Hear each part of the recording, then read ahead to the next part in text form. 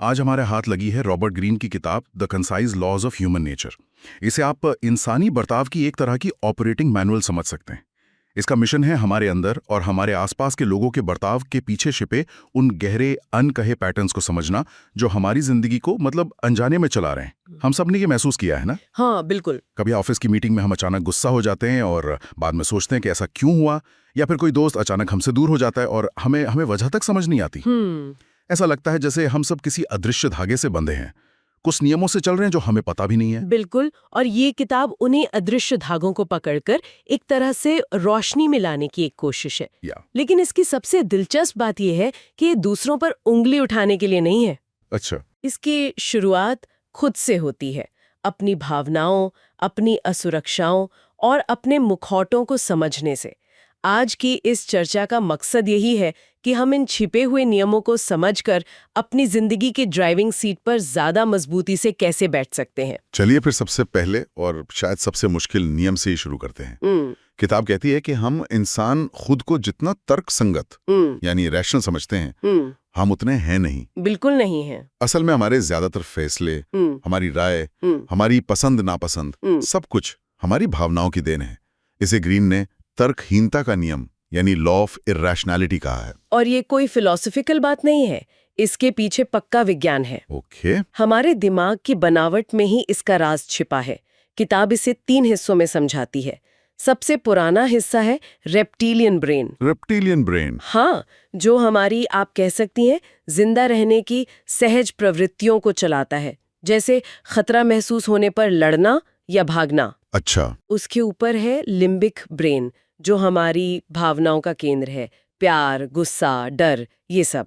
और सबसे ऊपर सबसे नया हिस्सा है नियोकॉर्टेक्स, जो सोचने समझने, तर्क करने और भाषा का काम करता है। तो हम सोचते हैं कि हमारा नियोकॉर्टेक्स सोचने वाला दिमाग हमेशा कंट्रोल में है। हाँ एग्जैक्टली। लेकिन सच ये नहीं है। सच ये है कि ज्यादातर समय भावनाओं वाला लिम्बिक सिस्टम सोचने वाले नियोकॉर्टेक्स पर हावी हो जाता है।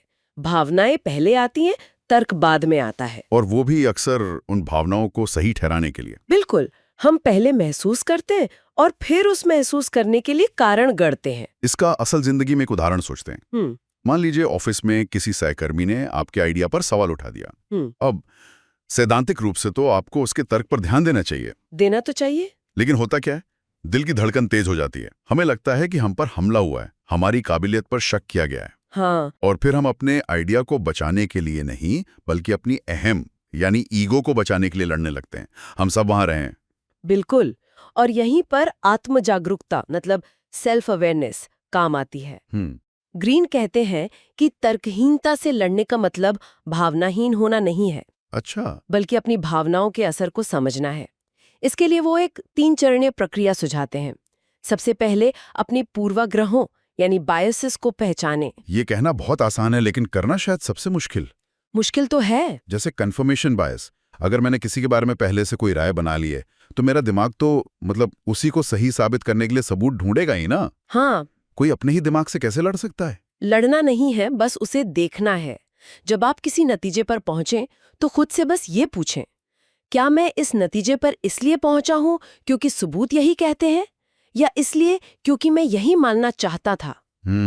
ये छोटा सा सवाल ही एक बड़ा फर्क ला सकता है। और दूसरा पूर्वाग्रह है सुपीरियरिटी बायस। ये मानना कि हम दूसरों से ज्यादा नैतिक हैं, ज्यादा होशियार हैं। हाँ, ये तो बहुत कॉमन है। और ये हमें दूसरों के नजरिए को समझने से रोकता है। ठीक है, तो पहला कदम हुआ अपने अंदर के इन बग्स को पहचानना। दूसरा कदम क्या है?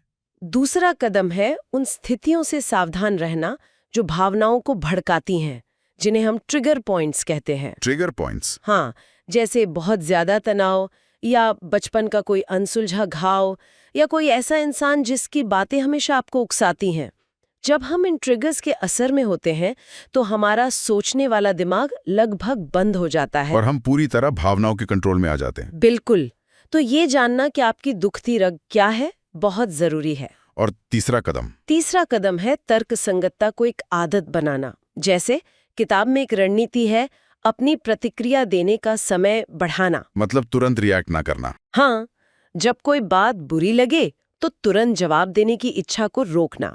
शायद 10 तक गिनना या एक गहरी सांस लेना।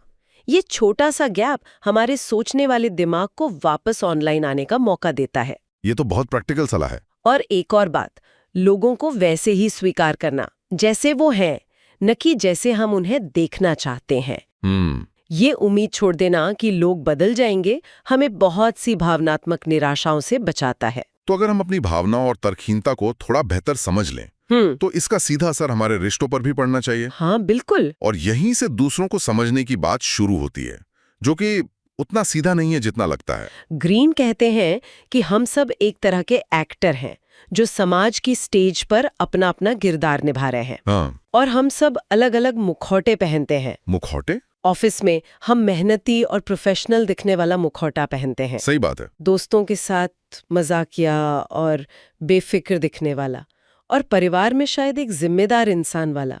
इसमें कुछ गलत नहीं है, ये समाज में रहने का एक तरीका है। लेकिन मुश्किल कब होती है? मुश्किल तब होती है जब हम दूसरों के मुखौटे को ही उनकी असलियत मान लेते हैं। तो फिर असलियत कैसे पता चले? क्या कोई तरीका है इन मुखौटों के पार देखने का? ग्रीन कहते हैं कि मुखौटे में हमेशा दरारें होती हैं। दरारें? हाँ, लोग अपने शब्दों से बहुत कुछ छिपा सकते हैं, लेकिन उनकी बॉडी लैंग्वेज, उनके गैर मौखिक संकेत मतलब नॉन वर्बल क्यूज, वो अक्सर सच बोल जाते हैं। जैसे कि? जैसे कोई आपसे कह रहा है कि वो आपके आइडिया से सहमत है, लेकिन उसकी मुट्ठियां भिंची हुई हैं, या वो बार बार अपनी घड़ी देख रहा है, या वो बनावटी मुस्कान जिसकी पीछे आंखों में कोई चमक नहीं है। ये छोटी छोटी दरारें हमें बताती हैं कि पर्दे के पीछे कुछ और चल रहा है। लेकिन कुछ लोगों का मामला सिर्फ मुखौटे से कहीं ज्यादा गहरा होता है। उनका व्यवहार सच में जहरीला यानी टॉक्सिक होता है। हाँ। किताब में जहरीले प्रकार यानी टॉक्सिक टाइप्स के बारे में एक पूरा सेक्शन है जो किसी के चरित्र की गहरी सच्चाइयों को दिखाता है। हाँ, और यहाँ सबसे जरूरी बात यह है कि चरित्र किसी एक घटना से नहीं, बल्कि समय के साथ बार बार दिखने वाले व्यवहार के पैटर्न से पहचाना जाता है। खासकर मुश्किल और तनाव भरे हालातों में लोगों के असली पैटर्न सामने आते हैं। अच्छा। ग्रीन की एक बहुत जरूरी लाइन है, लोग कभी भी कोई काम सिर्फ एक बार नहीं करते। मतलब अगर किसी ने आपको एक बार धोखा दिया है तो बहुत संभावना है कि वो फिर देगा। ये एक पैटर्न है। किताब में बताए गए कुछ प्रकार तो बहुत जाने पहचाने लगते हैं, जैसे द ड्रामा मैग्नेट। हम सब शायद ऐसे किसी न किसी इंसान को जानते हैं जिनकी जिंदगी में हमेशा कोई ना कोई तूफान आया रहता है। बिल्कुल, द ड्रामा मैग्नेट वो इंसान है जो हमेशा खुद को पीड़ित दिखाकर दूसरों का ध्यान और सहानुभूति खींचता है। उनकी हर कहानी में विलेन कोई और होता है और वो बेचारे। हाँ बिल्कुल। शुरुआत में आपको उनसे हमदर्दी हो सकती है, लेकिन धीरे धीरे आपको महसूस होता है कि आप उनकी नकारात्मकता और ड्रामा में खिंचते जा रहे हैं। वे आपकी भावनात्मक ऊर्जा को सोख लेते हैं। एक और दिलचस्प प्रकार है द बिग टॉकर। ओह हाँ। ये लोग मीटिंग्स में, पार्टियों में बहुत प्रभावशाली लगते हैं। इनके पास दुनिया बदलने वाले बड़े बड़े आइडिया होते हैं। ये भविष्य की बहुत सुंदर तस्वीर दिखाते हैं और आपको लगता है कि वाह, यही वो इंसान है जो क्रांति लाएगा। और यही उनका जाल है। द बिग टॉकर बातों में माहिर होता है, काम में नहीं।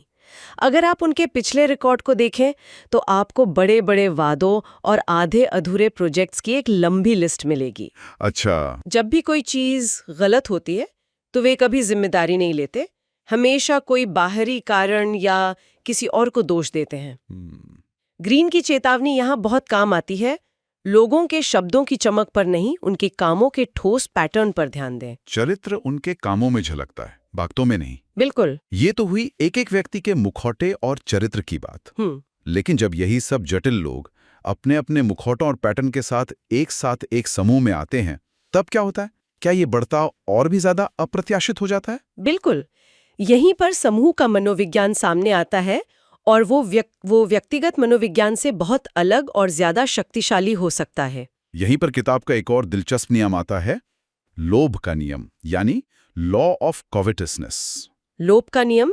इसका सीधा सा मतलब है कि इंसान को वो चीज हमेशा ज्यादा आकर्षित करती है जो उसके पास नहीं है या जो उसे आसानी से नहीं मिल सकती। ये तो वही बात हुई कि दूर के ढोल सुहावने लगते हैं। हाँ, जो चीज हमारे सामने है, आसानी से उपलब्ध है, हम उसकी कदर नहीं करते। ठीक यही। और इस मनोवैज्ञानिक नियम का इस्तेमाल प्रभाव डालने के लिए किया जा सकता है। किताब में एक रणनीति बताई गई है जाने कि कब और कैसे पीछे हटना है। अच्छा। अगर आप किसी के लिए हर समय उपलब्ध रहते हैं, हर फोन कॉल या मैसेज का तुरंत जवाब देते हैं, तो अनजाने में आप अपनी अहमियत कम कर रहे हैं। थोड़ी दूरी बनाना, थोड़ा रहस्यमयी माहौल बनाना आपको ज्यादा आकर्षक बना सकता है। लोग उस चीज के पीछे भागते हैं जो उन्हें थोड़ी मेहनत से मिले। ये तो बहुत दिलचस्प है।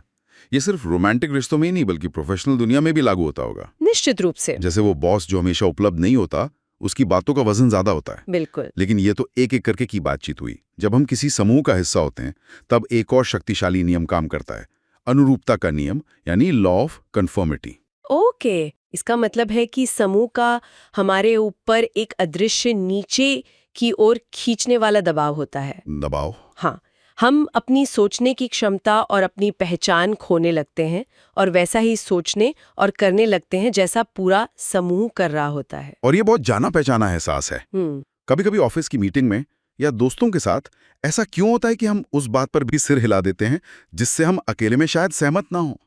ऐसा लगता है जैसे ना कहने पर हमें समूह से बाहर कर दिया जाएगा। और ये डर हमारे अंदर बहुत गहरा है, अकेले रह जाने का डर। समूह में रहते हुए हमारी भावनाएं संक्रामक हो जाती हैं। अगर समूह उत्साहित है तो हम भी उत्साहित महसूस करने लगते हैं। हाँ। अगर समूह में डर का माहौल है तो हम भी डरने लगते हैं, भले ही उसका कोई ठोस कारण ना हो। हम अनजाने में दूसरों के हाव भाव और विचारों की नकल करने लगते हैं। तो फिर इसका समाधान क्या है? मतलब आप किसी टीम या समाज का हिस्सा बने बिना तो रह नहीं सकते। नहीं रह सकते। तो समूह में रहते हुए अपनी व्यक्तिगता, इंडिविजुअलिटी को कैसे बचाएं बिना समूह से अलग थलग पड़े? ये तो बहुत पतली रस्सी पर चलने जैसा है। इसका समाधान फिर से आत्मजागरूकता में ही है। आपको एक पर्यवेक्षक बनना होगा, न सिर्फ समूह का बल्कि समूह में खुद के व्यवहार का भी। अच्छा।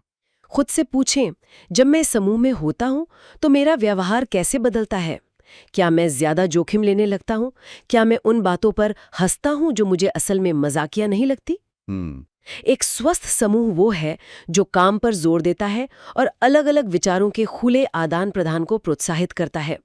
वहां असहमति को विद्रोह नहीं बल्कि एक ताकत माना जाता है। तो लक्ष्य ये होना चाहिए कि आप समूह में घुल मिल जाएं, लेकिन उसकी भीड़ में खो ना जाएं। तो आज की इस गहरी पड़ताल का सार ये है कि हम एक अजीब विरोधाभास में जीते हैं। हम खुद को तर्कसंगत प्राणी मानते हैं, लेकिन असल में हमारी ज्यादातर जिंदगी हमारी अनियंत्रित भावनाओं से चलती है। हाँ। हम दूसरों से सच्चाई और प्रामाणिकता की उम्मीद करते हैं, जबकि हम खुद समाज में टिके रहने के लिए तरह तरह के मुखौटे पहनते हैं। और हम अपनी व्यक्तिगत आज़ादी को सबसे ज्यादा महत्व देते हैं। लेकिन जैसे ही हम किसी समूह में जाते हैं, हम अनजाने में उसकी नकल करने लगते हैं और अपनी आवाज खो देते हैं। इन विरोधाभासों को समझना और स्वीकार करना ही शायद खुद को और इंसानी स्वभाव को समझने की पहली और सबसे जरूरी सीढ़ी है। शब्दों से ज्यादा लोगों के कामों के पैटर्न पर ध्यान देना, अपनी भावनाओं के ट्रिगर्स को पहचानना, हाँ, और समूह के दबाव के प्रति सचेत रहना, ये कुछ व्यवहारिक बातें हैं जो हम इस चर्चा से ले जा सकते हैं। और अंत में एक विचार। बताइए। किताब का आखिरी नियम हमारी मृत्यु से जुड़ा है। हमारी सामान्य नश्वरता पर ध्यान करें, यानी meditate on our common mortality. ये थोड़ा गहरा लग सकता है, लेकिन ये सोचने वाली बात है कि क्या अपनी और दूसरों की मृत्यु की अनिवार्यता को समझना ही इंसानी स्वभाव के इन सब नाटकों को सही परिप्रेक्ष्य में रखने की अंतिम कुंजी है। शायद जब हमें ये एहसास होता है कि हमारा और दूसरों का समय यहाँ सीमित है, तभी हम इन मुखौटों, छोटी मोटी लड़ाइयों और सामाजिक खेलों से ऊपर उठकर उन चीजों पर ध्यान केंद्रित कर पाते हैं जो वास्तव में मायने रखती हैं। मतलब शायद मृत्यु का यही एहसास हमें सबसे ज्यादा जिंदा और सबसे ज्यादा इंसान बनाता है।